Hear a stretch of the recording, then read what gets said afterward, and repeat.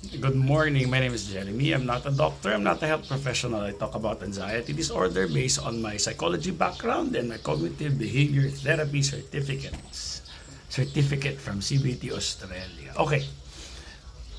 Alam niyo, na-inspire ako na mag-share ng video ngayon. Maaga ngayon. It's Saturday. I think it's magsi-7 pa lang ba ng oras na ba? It's 7:25 na pala. Nakagaling na ako sa McDo at ako'y na-promote ko pa si McDo. Bigyan naman. Okay. Anyways, medyo mahina yung boses ko kasi may mga natutulog pa dito. Nasa probinsya ako, ito yung sinasabi kong project, no? Pero hindi yan yung topic ngayon. Kaya pasensya nyo na kung may mga manok, may ingay kasi may mga kapitbahay din dito. Kaya malapit ako sa gate, kaya kalsada yan dyan. So minsan may mga dumadaan, so medyo maingay. Okay? So, ang isa-share ko today is about panic attack. Okay, about panic attack. Kasi na-inspire ako kahapon, yung isang follower ko, nag-message sa akin kasi grabe yung kanyang panic attack. Okay. Siyempre ako kasi, nanggagaling ako dun sa kaalaman na hindi yan dangerous, hindi ka mamatay dyan, hindi delikado yan, parte talaga ng katawan yan, no? At yun yung i-reiterate ko today. Kasi naalala ko pala, nung na-experience ko yan years ago, naalala ko yung nagpanic ako, nagpunta ako dun sa bahay ng tita ko. It's as if mamamatay talaga ako. Kasi ganito yan pag nasa state na kayo ng panic, mahirap nang umandar yung rational thought, no? Yung iyong frontal cortex. Kasi ang katawan mo, ang i-activate niya, yung instinct mo na kaagad para makasurvive sa danger. So, hindi ka na mag-iisip-isip. Halimbawa, sample, no? Kunyari, kasunog. Nandun ka sa loob ng bahay mo. May sunog na, doon yung malapit sa pintuan. Hindi ka na mag-iisip na dadalhin ko yung laptop ko, ilalak ko yung, kukunin ko yung mga ganito, yung mga importante dokumento.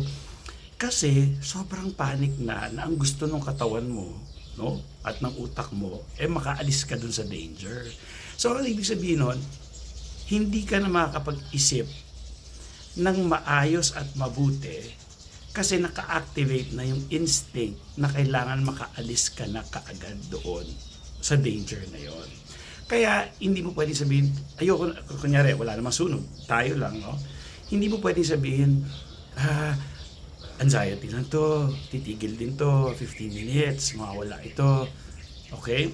Makakatulong yon, pero hindi agad-agad mawawala yung simptomas na yon, yung pakiramdam na para ka mamamatay, na kailangan makaalis ka, makatakas ka, makatakbo ka, nagpapanik attack ka.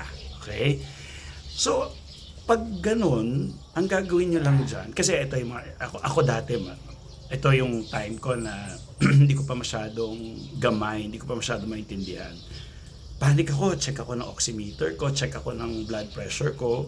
Yung blood pressure ko talaga that time, parang mga 160 over 100. So talagang exaggerated. Pero ang kagandahan kasi noon, bata pa kasi ako noon . Okay? At wala naman talaga akong sakit sa puso, wala akong sakit sa katawan.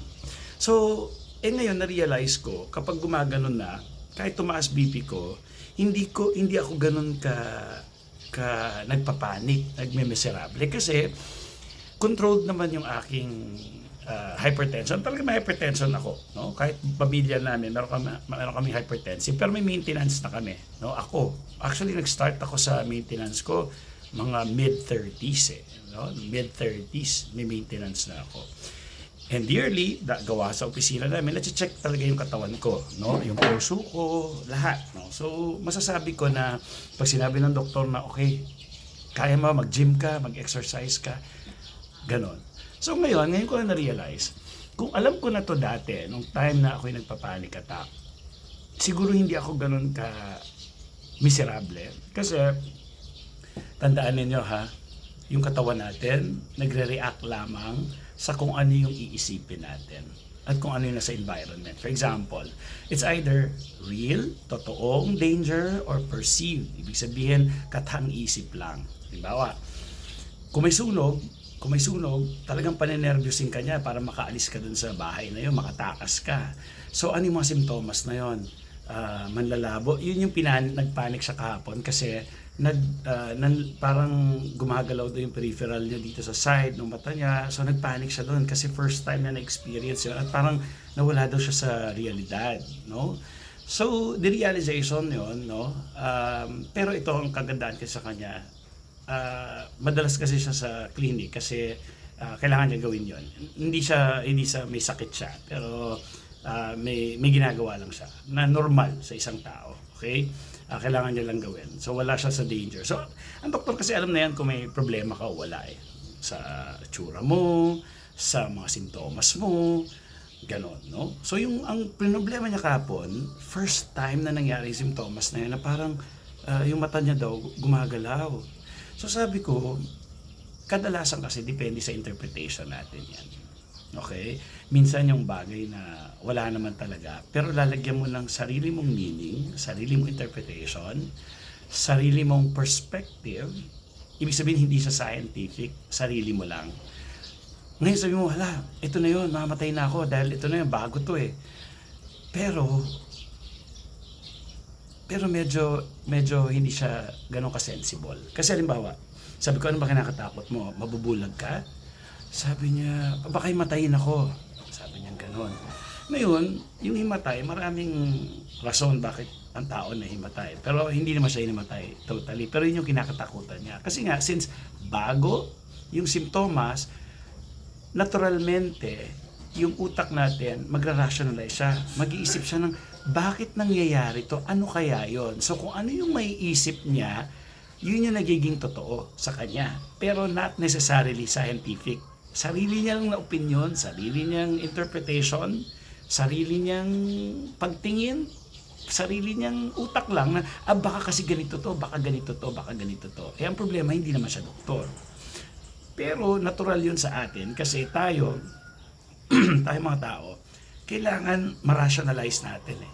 Eh ang problema sa atin, nag-iisip tayo na hindi scientific. So talaga magpapanik ka.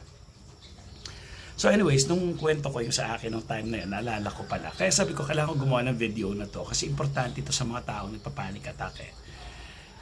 So again, nung time ko na yon, tumakbo ako sa tita ko. Tita, hirap ako huminga. Ang taas ng blood pressure ko. Ano to? Kailangan ko na ba mag-ER?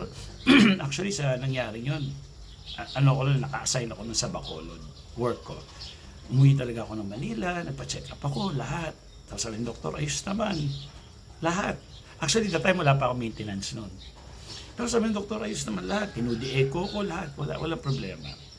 So sa madaling salita, ang punto is, yung katawan natin, nagre-react dun sa isip natin. Dahil takot na takot lang ako, wala akong alam nangyari, ang taas lang ng BP ko. Mismong dahil wala akong alam at nagpapanik ako, yun yung nagpapataas ng BP ko. Pero tandaan niyo, kaya mataas yung BP ko na yon, kasi yung katawan ko, inutusan niya yung mga dugo ko, yung mga chemicals ko, napataasin lahat para makatakas ako sa danger. Ang problema, wala naman talagang danger. Wala namang sunog, wala. Ganito lang ako, pero taas sa BP ko. And then I realized, ano pala, that time, panay party lang ako, panay inom, pagod, may work pa, stress. Parang walang kinalaman doon sa panic at takot doon. Pero guys, alam niyo, may bearing lahat yung nangyayari sa buhay natin. Hindi mo alam yung maliit na stress na yon, lumalaki pala ng lumalaki yon sa sarili mo. At hindi mo alam na nagmamanifest siya sa depression, sa panic attack, may mga ganon. So kailangan i-process. Kailangan magpahinga tayo. Kailangan may time tayo na hindi pwede rin abusuhin yung sarili. Kasi kapag medyo kulang ka na sa nutrients, kulang ka sa tulog, kulang ka sa araw, kulang ka sa nature, importante yung nature, scientific. Kailangan na-expose mo yung sarili mo. Kung may damuhan, magpaa ka doon. Kung may sand, magpaa ka doon. Okay? Ayan na, nagpatugtog na ng music yung kabila. Anyways, sige, magkakanta ko ng 10 pero itutuloy ko ito ha. So, ang ibig ko lang sabihin, nako, si kapitbahay, wala pang 8 papatugtog na. Siguro dito na magkakat na muna ako. Sayang, ang sarap pa naman ang usapan na to. Okay, abangan ninyo yung second video ko. Okay? Well, yeah. Kasi medyo maingay na at magulo na. Okay, maraming salamat. Bye.